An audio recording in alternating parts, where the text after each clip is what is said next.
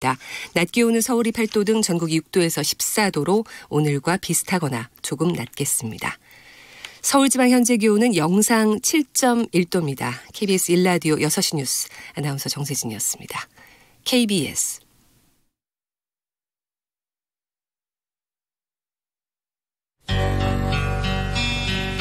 지극 정성을 다하는 국민의 방송 KBS 김용민 라이브.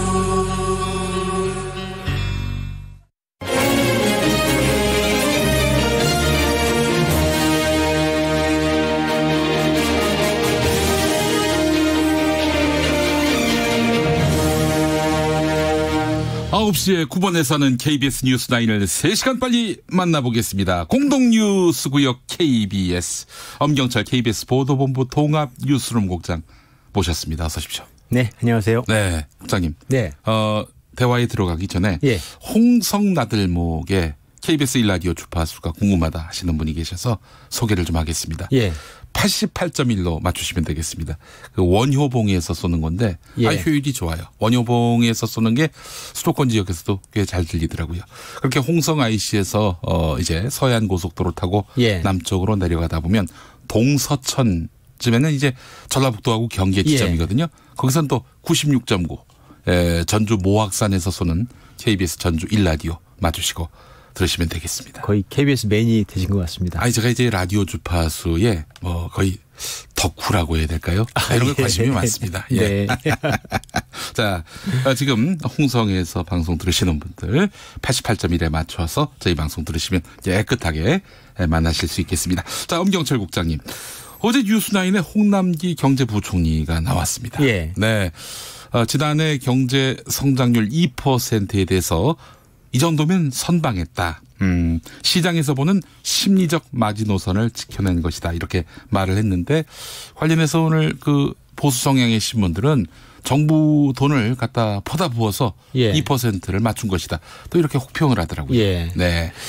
그 발언도 있었고 또 부동산 거래 허가제 논란에 대해서는 그런 극단적인 정책은 실현되지도 않을 뿐더러 그런 발언은 쉽게 해서는 안 된다면서 이 발언을 했던 강기정 청와대 정무수석에 대해서 또 좀 불편한 심경을 토로했습니다. 네, 어제 인터뷰 내용을 좀 요약해 주시겠습니까? 그 경제 성장률과 관련해서 보면 2% 성장률이 2009년 이후 가장 낮은 건 팩트이고요. 다만 세계 경제 성장률도 2009년 이후 최저입니다. 그러니까 이제 한국 경제가 수출 중심의 구조이기 때문에 세계 경제에 연동된다는 측면이 있고 또 하나는 1.9%와 2%의 차이. 다르죠. 2%와 2.1%의 차이. 다르지 않겠습니까? 네, 그렇죠. 그래서 이제 심리라는 측면에서 2% 지킨 거를 경제 수장 입장에서는 그나마 국민들에게 주는 메시지가 있다고 판단했던 것 같고요. 그다음에 주택 거래 허가제 관련해서 이 말을 꺼낸 건 지금 강기정 정무수석이지 않겠습니까? 그렇습니다. 대통령이 연초에 주택 투기 세력과의 대결 전쟁에서 결코 지지 않겠다라는 강한 의지를 천명했고 정무수석은 아무래도 경제적 측면보다는 그 투기 세력에 대한 경고의 측면에서 할 수 있는 걸 모든 걸 다 하겠다. 논란이 있더라도 이런 것들을 약간 이제 피력한 거고 그 주택거래 허가제는 사실 거주 이전의 자유라든가 이 헌법적 측면과 충돌하는 부분이 있을 수 있어서 굉장히 논란이 많죠. 그래요. 홍남기 부총리 발언 관련해서 또 우리 경제도 앞날 지향하는 바가 무엇인지를 또 힌트를 들을 수 있었던 시간이었습니다. 자, 오늘의 뉴스9. 아무래도 검찰 중간 간부 인사에 대한 이런 그 어떤 지금 이슈가 급격하게 지금 국민들 사이에서 비등하고 있는데 말이죠. 자, 오늘 그 이야기가 아무래도 주요 뉴스로 다뤄질 것 같습니다. 그렇습니다. 추미애 장관이 이제 검찰에 대한 2차 인사를 했죠. 차장 부장 검사급 그러니까 중간 간부에 대한 인사를 했는데 이 관심이었던 서울중앙지검의 1, 2, 3차장이 모두 지방으로 인사 조치됐습니다. 그러니까 이제 이 1, 2, 3차장이 모두 윤석열 검찰총장 사단이거든요. 특수통 중심의 인맥이 있는. 그리고 그 자리에 대부분 형사부 검사들로 대체가 됐습니다. 그동안 사실 형사부 검사들이 고생을 하면서 빛을 못 보는 뭐 그래서 이제 형사부 검사들에 대한 우대가 있어야 된다라는 검찰 내 여론도 있었고요. 네네네. 그러니까 이번에 인사가 된 송경호 3차장은 조국 전 장관 가족 수사를 하던 인물이었고요. 네네네. 그다음에 2차장 검사는 이른바 그렇게 이름이 붙여졌죠. 청와대 하명 수사 의혹, 뭐 선거 개입 의혹 수사를 지휘했던 2차장 검사도 인사가 됐습니다. 네네. 다만 이제 진행 중인 수사를 고려해서 부장 검사들은 거의 교체되지 않았습니다. 그래서 수사에 대해서는 지금 진행되는 수사를 수사대로 하라라는 메시지를 청와대가 준 것으로 분석이 되고 있습니다. 약간 눈에 띄는 건 서지영 검사입니다. 서지영 검사. 예, 서지영 검사가 미투운동 촉발시켰다가 지금 여러 가지 안태근 검사 그 재판 관련해서 지금 무죄가 선고돼서 직권남용이 근데 법무부로 인사가 났습니다. 그래서 추미애 장관의 의지라고 지금 보여지는데 그러니까 법무와 검찰 조직 문화 개선 또 양성평등 업무를 담당할 것으로 보여지고요. 서 검사 이외에도 그 조직 문화라든가 검찰 개혁과 관련된 주요 부서에 여성 검사들이 전진 배치된 것도 인사의 약간 특징인 것 같습니다. 아, 그래요. 자, 여성 검사들 또 관심을 끌었던 이문정 검사는 한 가지 약간 그 이색적인 건 그러니까 검찰의 조직 문화를 바꾸고 이런 것들을 여성 검사의 몫으로 맡겠다는 건 검찰 조직 문화가 얼마나 남성 중심적이었는지 양성평등에서 어긋나는가 시대의 조류와 뭐 그런 것들 보여주는 것 같아서 좀 씁쓸하기도 합니다. 이문정 검사는 그냥 제자리에 제자리에 있는 걸로 나타났고요. 자, 최강욱 청와대 비서관에 대한 검찰 기소. 이와 관련해서도 지금 논점이 되고 있고요. 또 최강욱 비서관 기소와 관련해서 서울중앙지검장과 검찰총장 사이의 갈등설도 지금 불거지고 있고요. 일단 기소 내용은 아시겠지만 최강욱 현재 청와대 공직기강 비서관이 조국 전 장관의 아들의 인턴을 허위 발급했다. 이렇게 지금 검찰이 기소를 했고요. 최 비서관은 실제로 인턴을 했고 그걸 확인해서 2차례 발급해줬다. 이건 전형적으로 검찰의 검찰권 남용이다. 언론 플레이다. 이렇게 지금 맞서고 있는 상황입니다. 이 상황에서 이성윤 서울중앙지검장이 수사팀에 그 기소 의견 증거 목록을 제출했다고 하더라고요. 기소를 하자고. 그런데 승인을 하지 않았다. 그리고 그래서 승인을 하지 않아서 윤석열 검찰총장이 직접 지시를 해서 기소한 것으로 정확하게 확인되지는 않고 있는데 워낙 비밀스러워서 그렇게 알려지고 있습니다. 지금. 그래서 이 기소와 관련해서 검찰총장과 서울중앙지검 사이에 의견이 맞지 않고 지금 압박자가 나고 있는 게 지금 이 수사뿐만 아니고 다른 수사에도 계속 그렇게 드러나고 있습니다. 인사 이후에도 검찰 내부의 홍역은 계속될 수도 있겠다. 이렇게 짐작하게 됩니다. 이제 검찰총장 입장에서는 서울중앙지검장이 총장에게 뭐 항명을 하는 것이냐 이렇게 볼 수도 있겠는데 사실 윤석열 총장이 과거에 2013년에 국정원 여론조작 수사할 때 윗선에 보고하지 않고 영장 청구하고 이런 일이 있어서 이게 역사가 도돌이표처럼 다시 본인에게 오고 있는 거 아닌가 이렇게 생각이 들기도 하고요. 여러 가지로 또 많은 생각을 하게 만드네요. 자, 오늘의 뉴스9 두 번째 뉴스는 아무래도 신종 코로나 바이러스 확산에 따른 우리 방역 당국의 대응. 궁금할 것 같아요. 중국 상황이 지금 이제 한 600명 가까운 확진자가 나왔고 그 발원지였던 우한에 대한 봉쇄 조치 중국이 그래서 버스 뭐 항공, 기차를 모두 차단시켰습니다. 그러니까 이제 빠져나올 수 없는 건 아니고요. 거기에 한국 교민이 약 1,000명 정도 산다고 하는데 많이 사시네요. 이 교민들이 총영사관에 빠져나가고 싶다. 어떻게 해야 되느냐. 못 나가는 거냐라는 문의가 막 빗발치고 있다고 합니다. 근데 이제 그 직접 차를 몰고 나갈 수 있다. 다만 나가는 과정에서 체온 검사를 한다. 발열이 없는 경우에는 나갈 수 있다고 알려주고 있다고 하고요. 지금 우한에 있는 시민들, 중국 시민들은 뭐 마트에서 신선식품 사재기하고 약간 큰 혼란이 있는 걸로 전해지고 있습니다. 국내에서는 유증상자가 뭐 21명 정도 있었는데 다 음성 판정 받아서 현재까지는 지난번에 확진 판정을 받았던 중국인이 뭐 인천의료원에서 지금 치료를 받고 있고 큰 변화는 좀 없는 상황입니다. 국내는. 우한이 어디 있나 봤더니 이 중국 내륙 중부 지역에 있네요. 예. 다소 남쪽인 것 같기도 하고 항저우에서 비교적 가까운 편이네요. 상하이. 예, 이와 관련해서 지금 세계보건기구 WHO가 어제 긴급회의를 했다가 결론을 못 내렸습니다. 그러니까 이제 이른바 국제 공중보건 위기 상황 비상사태를 선포할 것인가 말 것인가. 네. 오늘 또 회의를 한다고 합니다. 예. 전 세계적으로 확산이 되고 있어서 만약 이게 발령이 되면 여행이라든가 교역에 제한이 걸려서 세계적으로 큰 영향을 미치고 있어서 미칠 수 있어서 좀 신중하게 지금 결정을 하려고 하는 것 같습니다. 예. 중국에서 들어오는 분들에 대해서 우리 방역 당국이 철저하게 관리를 해야 되겠네요. 지금 그렇죠. 항만 일단 비행기와 관련해서 지금 중국에서 들어온 분들에 대해서 검역 경쟁 철저하게 지금 이루어지고 있는 걸로 알고 있습니다. 예. 알겠습니다. 자, 관련한 뉴스 오늘 또 KBS에서 소상히 만나실 수 있겠습니다. 마지막으로 국장님이 보고 계셔. 오늘 노태영 기자가 보도하는 게요. 그 서울 지하철 내부의 광고를 하는 그 광고의 소재와 관련된 이야기입니다. 뭐냐면 대구 지하철 화재 기억하시죠? 대구 참사 2003년이었던 건데 192명이 숨진 대참사였는데 그 이후에 지하철 내부의 광고판이라든가 모두 불에 타지 않는 소재로 하게끔 되어 있는데 서울 지하철의 광고들이 상당수가 불에 타는 소재로 되어 있다는 것을 밝혀내고 그걸 집중 보도할 예정입니다. 유사시에는 아주 흉기가 되겠어요. 그렇습니다. 그 광고판이. 예. 알겠습니다. 오늘도 KBS 뉴스9 귀 쫑긋 눈 부릅뜨고 지켜보도록 하겠습니다. 엄경철 국장님, 자 내일부터 또 설 명절 연휴가 시작되는데 연휴 지나고 나서 그때 또 뵙도록 하겠습니다. 알겠습니다. 네, 엄경철 국장님 수고 많이 하셨습니다. 네, 고맙습니다. 자 K73035785 이 계정 쓰시는 분, 경기도 안성은 라디오 주파수가 어떤 건가요? 너무 안 잡히네요. 사실 그 경기도권은 저희 서울 97.3을 들으시면 될 텐데 안성하고 이제 충청남도가 경계 지점에 있죠. 충청남도와 경기도의 경계 지점에 안성이 있는데 천안 주파수가 어떨까 싶습니다. 천안 흑성산 89.9로 잡으시거나 혹은 충청북도 음성 가섭산이라고 거기 또 92.1이 있어요. 아무래도 흑성산이 훨씬 효율이 좋지 않겠는가 생각이 됩니다.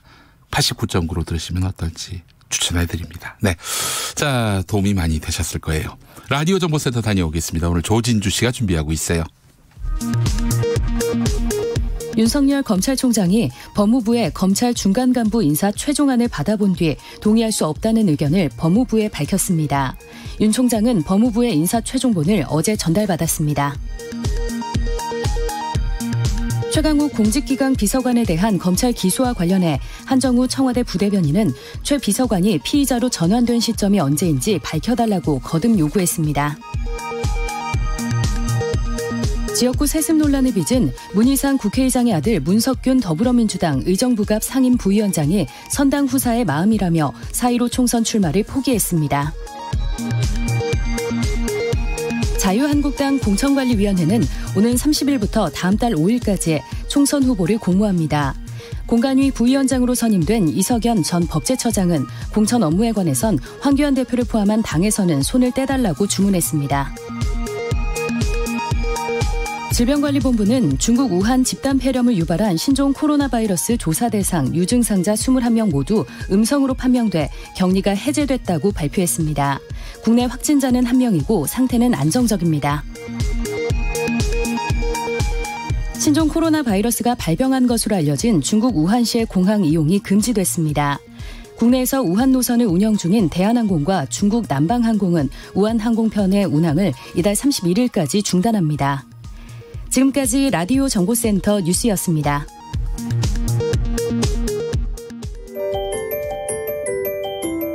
김용민 라이브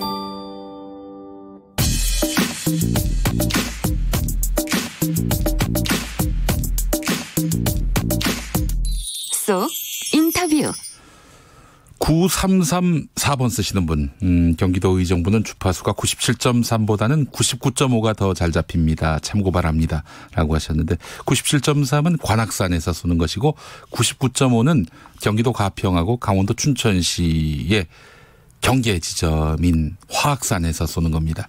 99.5로 쏘는 게 이제 바로 춘천에서 쏘는 것인데 1500m 고지예요. 그래서 99.5가 훨씬 더 잘 잡힐 수도 있겠네요. 네.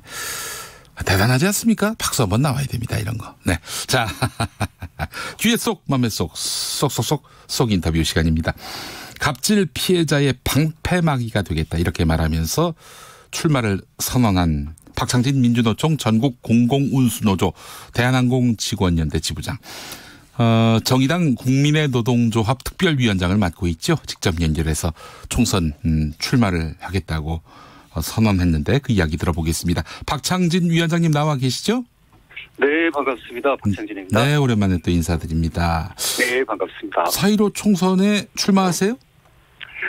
총선 출마는 아직 미적이라고 할 수 있을 것 같고요. 저희 네. 정의당은 비례대표부터 당내 경선을 치러야 돼서 일단 당내 경선에 출마할 예정입니다. 이거 출마 의지가 있으신 거네요.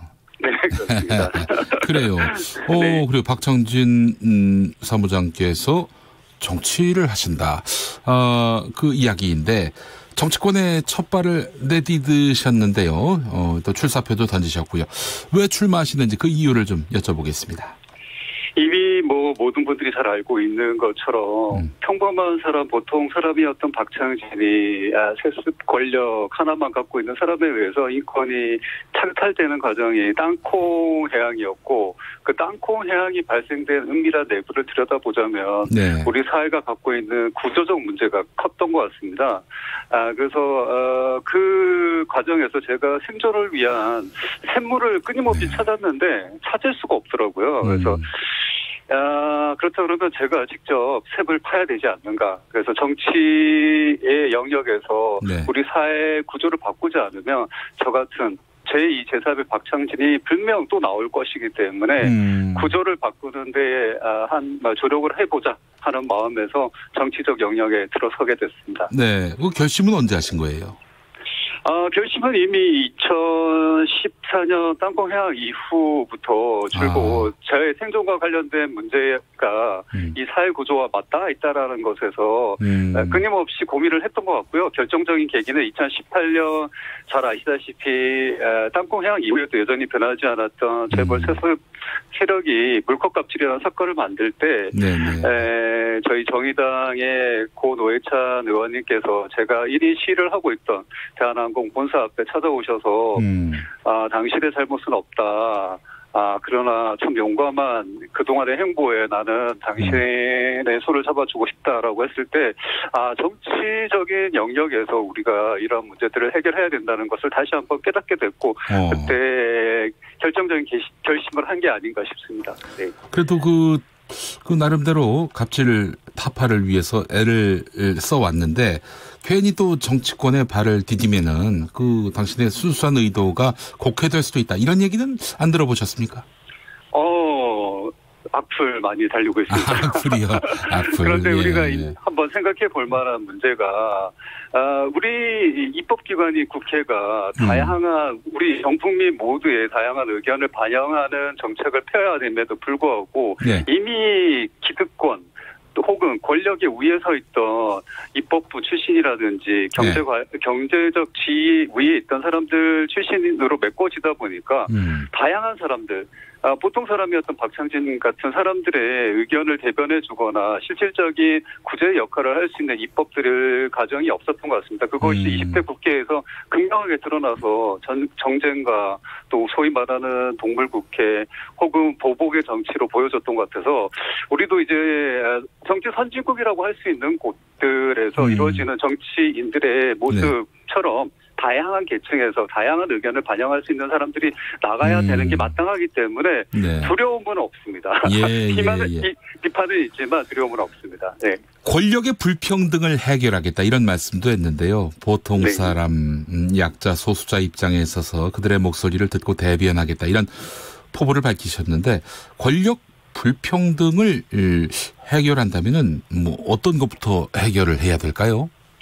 일단 제가 제 개인적인 투쟁의 과정을 통해서 경험한 바에 따르면 이미 직장 내에서 우리 대부분의 국민들이 노동자로서의 삶을 살아가고 있는데 그 노동자의 삶의 50% 이상의 시간을 소외하고 있는 직장 내에서 민주화가 이루어지지 않고 있기 때문에 사회로 나왔을 때 불공정에 눈을 감고 혹은 정의를 외치는 사람을 돕기보다는 비난하는 입장에 서서 나의 안위만 담보하는 문화가 형성된 것 같습니다. 그래서 재벌로 대표되는 우리 직장 문화, 기업 문화를 민주적으로 바꿔야 되지 않느냐라는 점에서 좀 출발을 하고 싶고요. 네. 일례로 제가 2019년 3월 우리 재벌 경제 역사에 처음 있었던 스튜어드십 코드 적용을 통해서 사내이사 불신임만을 통과시키는 등의 건전한 민주주의가 어떻게 작동할 수 있는지를 몸으로 실천해서 보여준 바가 있습니다. 그런 정책들을 많이 강구하고 그런 작용들이 선한 영향력으로 일어날 수 있도록 한번 뜻을 펼쳐볼까 하고 있습니다. 네, 알겠습니다. 자, 그런데 정의당에서 이제 출마를 하신다는 거예요. 네. 정의당의 비례대표는 국민들이 참여하는 그런 비당원이 참여하는 그런 후보 선정 과정이 있는 것으로 알고 있는데요. 예. 네, 그렇습니다. 그래서 정의당 택하신 겁니까? 어떻습니까? 제가 그동안 많은 다른 여러 정치 세력으로부터 제안을 많이 받았습니다. 그래요? 어느 당으로부터 연락을 받으셨어요? 그거는 개인적으로 뵙게 되면 말씀드리는 걸로 하고요. 예, 알겠습니다. 예. 이미 저는 이제 2017년부터 정의당 당원으로 활동을 하고 있었기 때문에 아마 모르시고 그런 제안들을 많이 해오셨던 것 같고요. 예. 정의당은 현재 이제 시민 경선 제도를 통해서 당원 7, 시민 경선 3의 비율로 투표를 이제 참여해서 국회의원 비례 후보를 선발하고 있는 제도가 있고요. 그것보다는 제가 가지고 있는 노동과 인권에 대한 가치가 정의당이 추구하고 있는 노동 존중, 노동자가 당당한 그런 사회를 만들겠다라는 측면에서 맞닿았기 때문에 정의당을 선택했습니다. 네, 알겠습니다. 다른 당으로부터도 연락을 받으셨군요. 알겠습니다. 자, 지금 대한항공 경영권 문제는 어떻게 진행되고 있는지 이거 궁금해하는 분도 계시더라고요. 판을 갈아야 되지 않는가. 판을 갈아야 한다. 있습니다. 네. 방법이 있어요? 이미 우리가 이제 한진 계열이었던 한진 해운에서 어떤 비전문적인 해습 경영자가 경영을 했을 때 국가적 손실이라든지 사회적 문제를 발생하는 또 사회적 비용이 발생하게 되는 과정을 목도했습니다. 경험했고 지금과 같이 자기 밥그릇 싸움으로 이 재벌 오너 일가가 오너라는 표현도 조금 말이 안 맞는 것 같은데 이런 식의 행동을 보인다 그러면 책임 경영이라는 건 절대 기대할 수가 없고 전국에는 우리 국민 모두가 함께 그 과오를 책임져야 되는 그런 비용 손실이 발생할 거라고 생각합니다. 그래서 이 점에서 판을 바꿔야 된다라고 저는 생각하고 있습니다. 네. 알겠습니다. 3699번 쓰시는 분이 눈물 젖은 빵 먹어봤던 사람처럼 갑질 당해봤던 사람이 구조개혁의 그 방향을 알 수 있을 겁니다라고 말씀을 해주셨어요. 감사합니다. 네, 자 오늘 함께해 주신 박창진 정의당 국민의 노동조합 특별위원장 오늘 인터뷰 감사했습니다. 네, 새해 복 많이 받으십시오. 네, 감사합니다. 0690번 쓰시는 분 여기는 경기도 동두천입니다. 저는 91.5로 듣고 있습니다. 이건 어디서 출력되는 겁니까? 라고 하셨습니다. 파주 연천 경계 지점일 거예요. 가막산이라고 있습니다. 가막산 출렁다리로 유명한 가막산이 있죠. 가막산에서 쏘는 겁니다. 91.5. 네. 그래요. 수도권에 이제 사실은 97.3으로 다 이제 들릴 수 있으면 좋겠지만은 차량은 그렇습니다만은 또 국지적으로는 산이 가려서 잘 안 보이는, 안 들리는 곳이 있습니다. 자, 동두천은 91.5. 파주도, 연천도, 포천도 91.5로 접하시면 아주 깨끗하게 저희 KBS 1라디오를 만나실 수 있지 않을까 생각이 됩니다. 6시 28분 지나고 있습니다. 자, 그래요. 이제 오늘 저녁 본격적인 귀성 행렬이 이어질 것으로 보이는데요. 교통정보센터에서 소상한 교통정보 접해보시죠. 김한나 씨. 네, 귀성길 정체로 도로가 답답합니다. 중부 내륙고속도로 창원 쪽은 총 61km 막히고 있고요. 여주 분기점에서 감곡 부근 11km, 문경 2터널에서 문경 휴게소 부근까지 정체되고 또 상주 부근에서 낙동 분기점 부근 14km 길게 막히고 있습니다.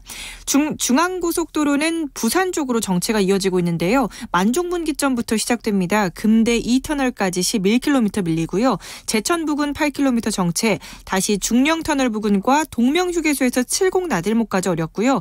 더 가서는 대동요금소에서 삼락 사이 7km 더딘 흐름 보이고 있습니다. 호남 고속도로 지선은 대전과 논산 양방면으로 충청권인 북대전에서 회덕 분기점 부근 지나기 어렵고요. 평택 제천고속도로 제천 쪽은 총 38km가 밀리는 가운데 남한성에서 대소 분기점 부근 24km 사이에 차가 많습니다. 당진 대전 간 고속도로 대전 쪽은 유구에서 서공주 분기점 14km 밀리고요. 유성터널 부근에서 유성 분기점 3km 구간도 더딘 흐름 보이고 있습니다. KBS 교통정보센터였습니다. 김용민 라이브 오디오 파노라마. 추미애 법무부 장관의 최측근 심재철 대검 반부패부장은 법원도 죄질이 나쁘다고 한 조국 씨에 대해서 혐의가 없다고 했습니다. 우리 한국당은 심재철 부장의 권력농단에 대해 특검을 추진할 것입니다. 심재철 대검 반부패부장은 즉각 사퇴해야 합니다. 심재철 자유한국당 대표, 심재철 대검찰청 반부패부장에 대해 맹폭. 그리고 특검 추진 공언. 심재철이 심재철을 타격하는 순간. 물론 두 심재철은 동명이인.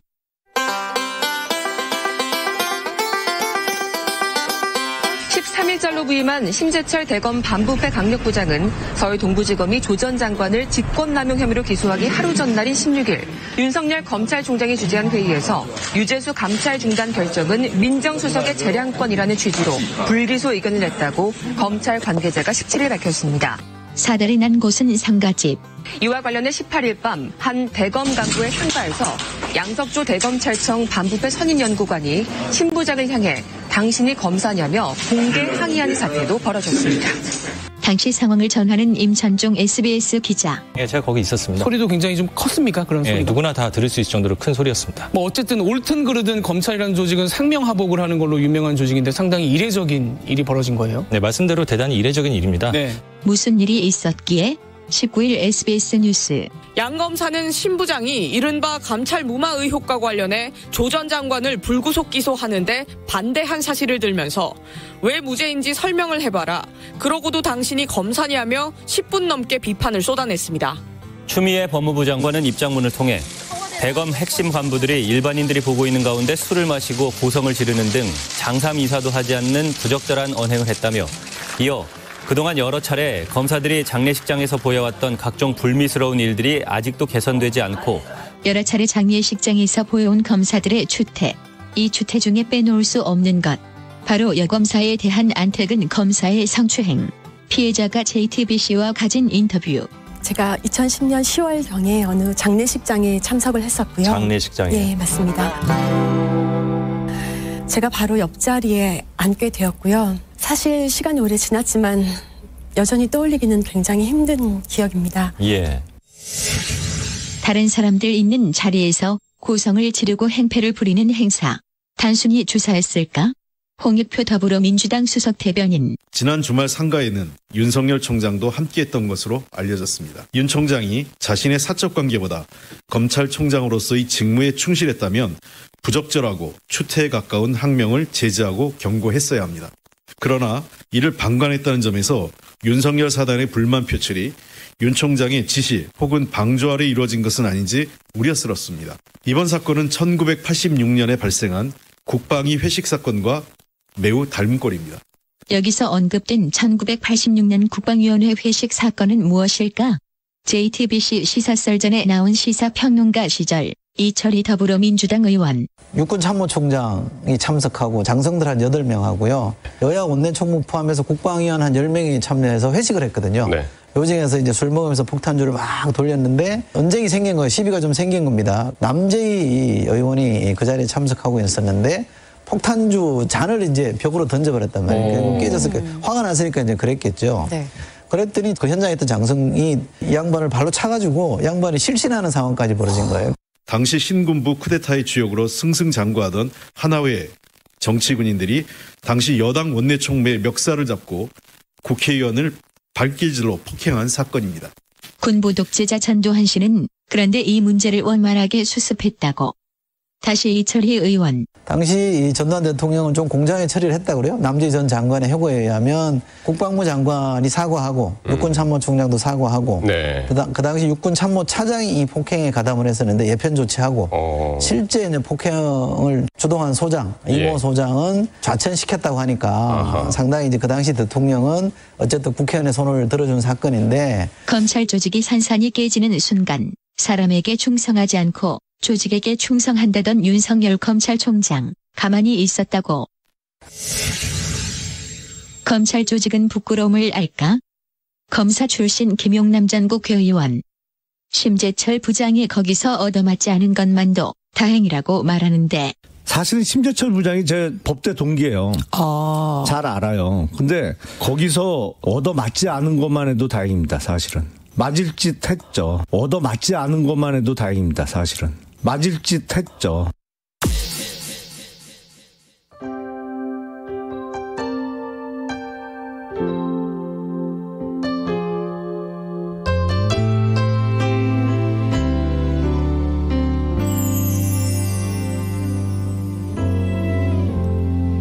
이번엔 진짜인가요?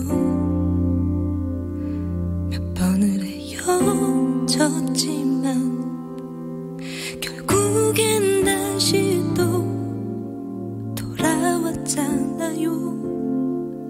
이번엔 진짠가요?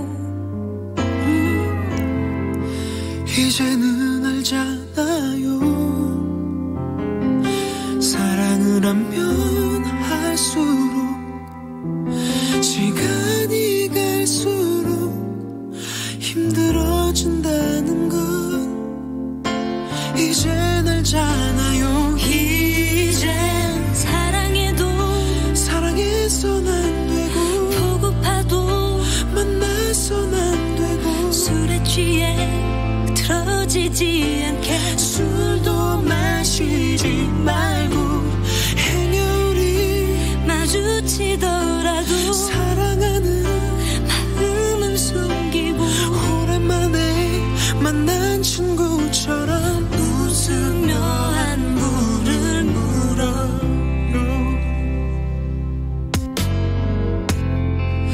너무 슬픈 일이죠. 가슴이 너무나 아프죠. 그댈 향한 마음을 다 지운다는 게 다 잊는다는 게 다음 세상엔 우리 아주 일찍 만나요. 그래서 평생 둘이 함께 지낼 수 있게 헤어질 필요 없게 이젠 사랑해도 사랑해선 안 되고 보고파도 만나선 안 되고 술에 취해 흐트러지지 않게 술도 마시지 말고 행여리 마주치더라도 사랑하는 마음은 숨기고 오랜만에 만난 친구처럼 웃으며 안부를 물어.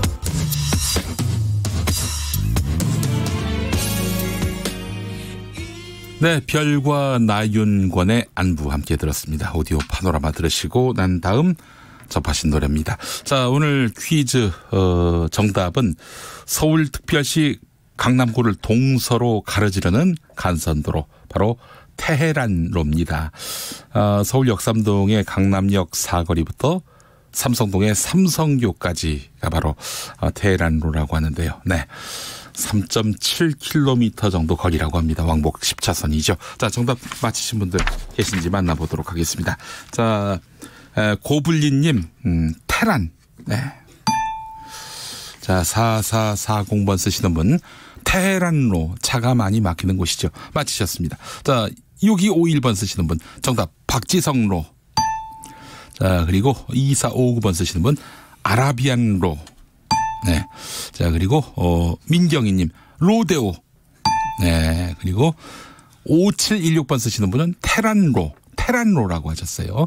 30년 전에 중동에서 근무한 적이 있는데요. 지금도 그때 동료와 살라마리쿰이라고 인사합니다. 살라마리쿰이 무슨 뜻인가요? 예. 그래요. 뭐 좋은 뜻이겠죠. 6725번 쓰시는 분은 왜 장미란을 보내셨을까? 장미란 아닙니다. 네. 자, 2847번 쓰시는 분 정답 테헤란로.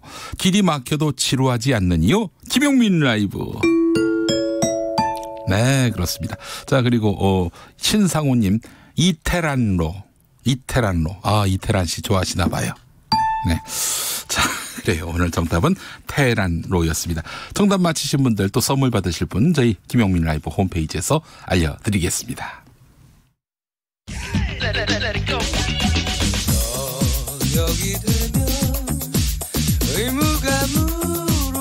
김용민 라이브를 듣고 계시죠?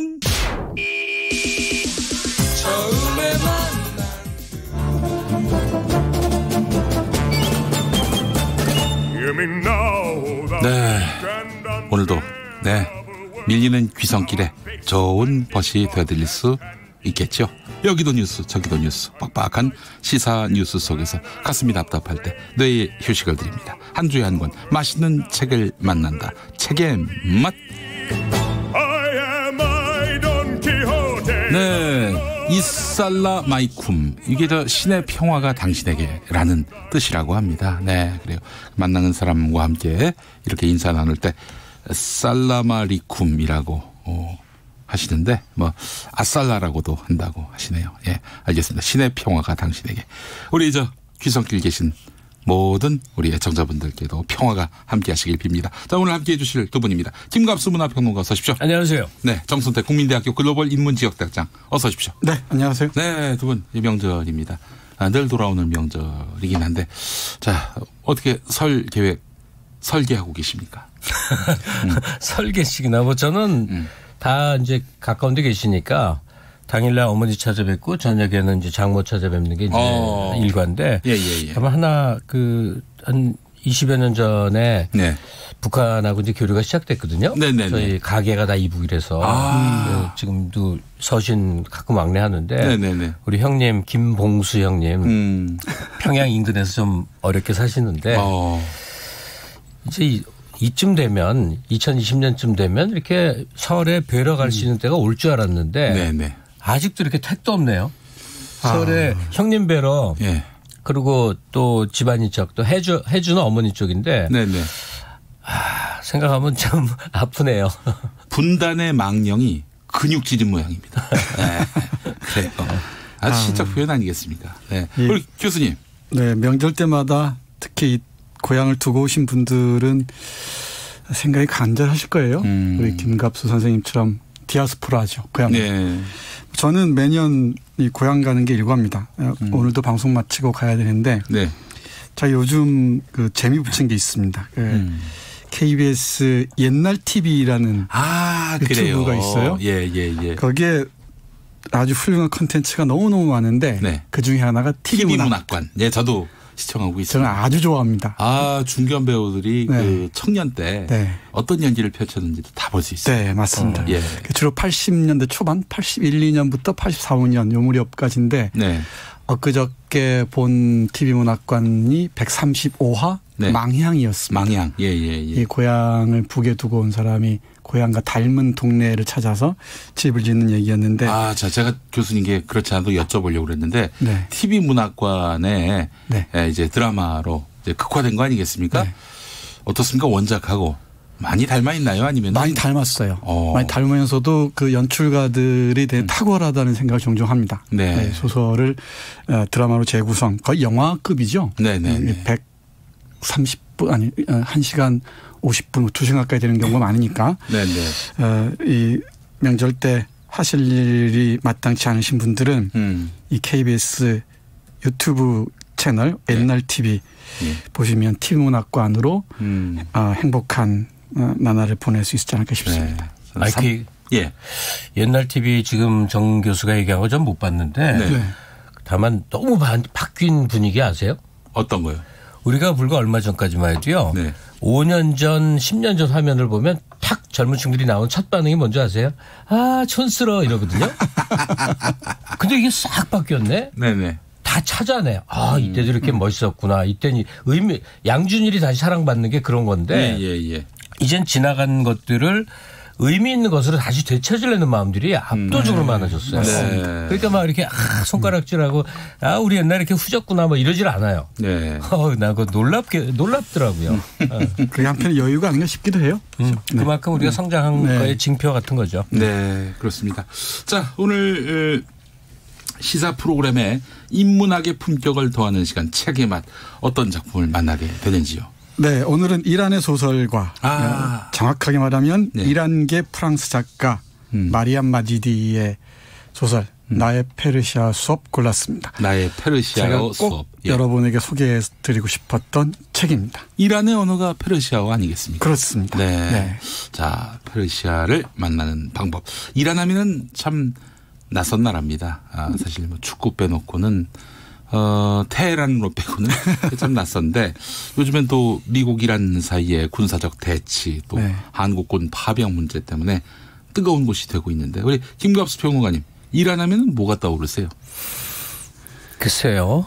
뭐 아바스 키아로스타미 영화 우리나라에서도 많이 사랑받았으니까 그 얘기할 수 있는데 저는 그 김영미 씨가 이란은 참 낯선 나라입니다라는 말이 사실은 미국, 일본, 중국하고 비교해서 낯설다는 말일 것 같아요. 우리가 그렇게 모를 수 없잖아요. 아니, 대본에 그렇게 써 있어요. 아, 대본대로여서 그렇구나. 낯설겠습니까? 민망해라. 지금 무슨 얘기하고 싶으냐면 옛날 그 어렸을 때는 우리끼리 이 응집하는 거 좋지만요. 지금 한국은 5천만 명 바라보는 시장으로는 안 되는 나라거든요. 너무나 덩어리가 커져 전 세계가 다 시장인데 이건 뭐냐면 모든 사람이 우리의 친구고 우리의 경쟁자고 대상이어야 돼요. 그럼요. 그러니까 카를로스 곤 회장이라고 닛산 자동차 일본에서 활동하다가 지금 탈출해 갖고 전 세계 화제 불러일으킨 사람 있죠. 이 사람이 3개 국적을 갖고 있거든요.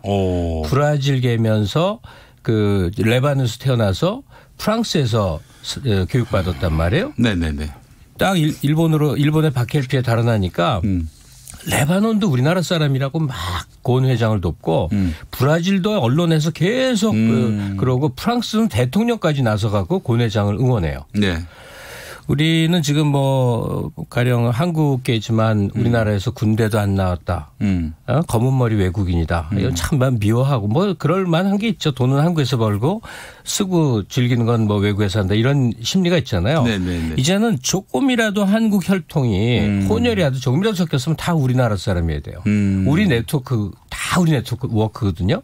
전 세계를 대상으로. 그러니까 좀 얘가 이상하게 좀 너무 뻘쳐졌는데 이란 얘기하면 이란이 낯선 나라여서는 안 되는 아니 세계 10번째 나라인데 우리가 낯설면 안 되고 전 세계 지구 방방곡곡 아프리카 끝까지도 다 우리의 그 활동 권역으로 이렇게 생각할 수 있어야 된다고요. 너무 이 연사 너무 흥분했습니다. 갑자기. 저는 떠오르는 게 이 이란의 쿠시나메라는 유명한 서사시가 있는데요. 그 중요한 부분이 페르시아 왕자와 신라 공주 사랑 얘기입니다. 대단히 잘 알려져 있고요. 그리고 이 이희수 교수의 얘기를 전하면은 이란에서 대장금의 시청률이 자그마한 90%입니다. 그리고 그 이영애 씨가 나머지 10%는 TV가 없는 가정이었대요. 그 이영애 씨가 광고하는 어떤 이 에어컨이 불티나게 팔리는 그 정도로 이란인들에게 한국의 이미지가 대단히 호의적이라고 합니다. 이희수 교수 강의 저도 그 양반하고 꽤 한동안 가까웠거든요. 이란이 왜 이렇게 대장금서부터 이런 한국 컬처를 열광적으로 받아들이나 하는 원인에 우리가 갖고 있는 가족관계, 인간관계 우리 사회에 흐르는 저변의 이런 분위기가 이란인들이 매우 원하고 자기들과 같다고 느낀대요. 우린 잘 모르잖아요. 근데 동질감이 굉장히 크게 느껴진대요. 혹시 어떤 한 사회가 지배적 이데올로기가 있어서 그 이데올로기에 맞춰서 사는 그런 맥락에서 이란과 한국이 많이 닮은 것은 아닌지. 사실 개항 이전에는 이 조선 땅이 성리학적 질서가 지배하는 세상 아니었습니다. 예, 그 이전엔 또 뭐 불교가 있었을 테고요.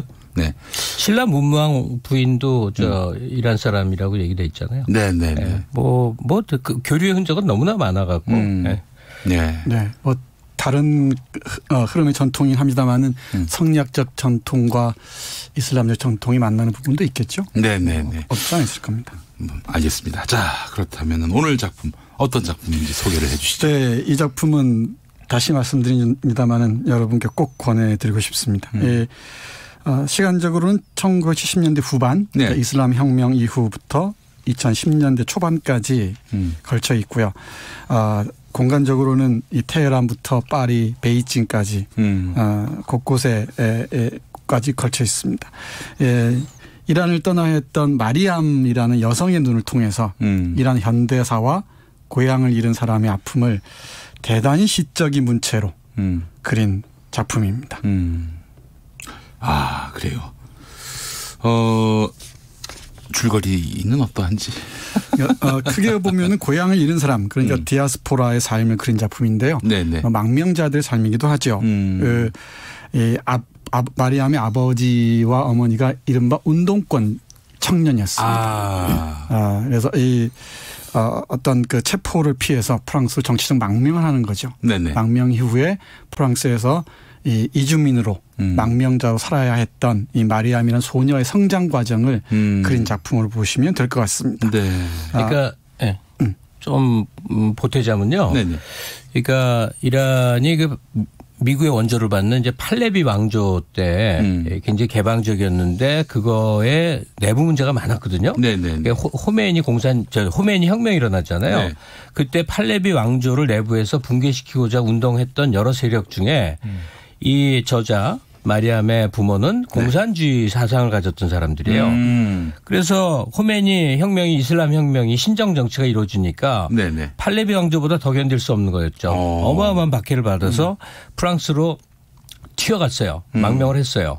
그래서 이 저자는 태어나긴 이란에서 한 번 태어났고 프랑스에 가서 살다 보니까 프랑스인으로 다시 한 번 태어났고 그리고 굉장히 그 반항적이고 그 이란적인 것을 거부했어요. 나는 프랑스인이야. 그러다 어느 인식의 성장 시점에 이란이라는 뿌리를 다시 되찾게 됐어요. 그래서 세 번째 태어나고 박사학위도 그러니까 이란 문학을 통해서 하면서 그 인식의 변화 과정 스토리는 굉장히 기구한 인생이지만 어마어마하게 시적으로 쓰여져 있는 그런 작품이죠. 팔라비 왕조가 이제 친미 왕조고 사실 그 시기에 테헤란로라는 이름이 붙은 거 맞습니다. 교류해갖고. 친미 정권이었으니까. 그러니까 거기는 서울로 있고 여기는 테헤란로 있고.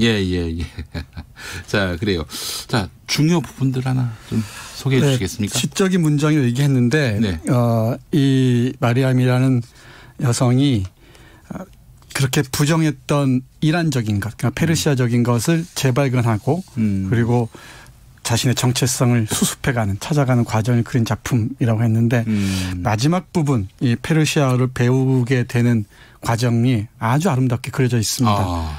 어떤 환상처럼 노부인이 나타나는데 이 노부인의 이름이 모국어입니다. 한번 들어보시죠. 내가 말했잖니 내게로 돌아올 거라고. 이제 드디어 돌아왔구나. 누구세요? 나를 알아보지 못하는구나. 나는 너의 모국어야. 줄곧 너를 기다렸단다. 몇 년 동안이나 이 학교 앞에 머물렀어. 이 벤치에 몇 시간이고 앉아 있었지. 네가 중학교와 고등학교 수업을 듣는 동안에도 늘 가까이 있었어. 네가 소르본 대학교 강의실에서 노트 필기를 하는 동안에는 구석에 숨어서 널 기다렸지. 네가 살았던 거리는 전부 걸어다녔단다. 언제나 너를 뒤쫓았어.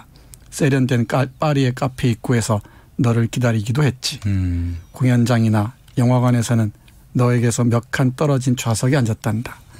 네가 책을 읽거나 화가 친구들과 수다를 떠느라 몇 시간이고 센 강의 다리에 머물러 있으면 근처를 천천히 산책했지. 네 인생에 끼어들고 싶었지만 아무것도 강요하고 싶지는 않았어. 네가 문학을 공부하기로 했을 때 얼마나 기뻤는지 모른단다.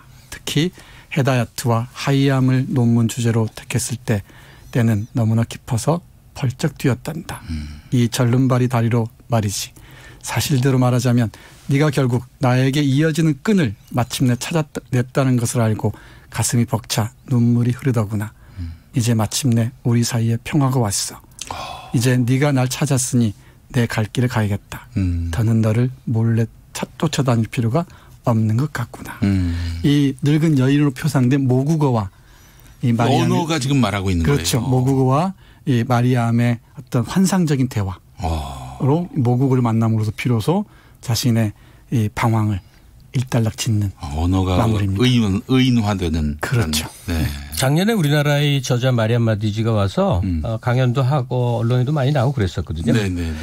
근데 이게 오늘 소개해드린 책이 나의 페르시아어 수업이라는 제목에 이게 이제 프랑스에서는 최고의 상이죠. 콩쿠르 문학상도 받고 세계적인 각광을 받았는데 이런 성격의 문학 작품들이 있어요. 소위 이민 문학, 망명 문학 뭐 이런 것들이죠. 예. 이 마디지 경우는 이제 망명자로서의 삶인데 그게 갖는 그러면 당연히 문화 충돌, 문화 충격 이런 것들이 배경을 이루잖아요. 근데 이런 계통의 문학들이 주는 아주 독특한 감동이 있는데 프랑스로 망명해서 벌어지는 마리암의 이 소설 못지않게 정말 꼭 소개해드리고 싶은 그런 게 있는데 아프가니스탄 하면 정말 더 낯설잖아요. 예. 근데 그래서 사실 북한을 비할 때 북한이스탄이라고 말하는 사람도 있어요. 네.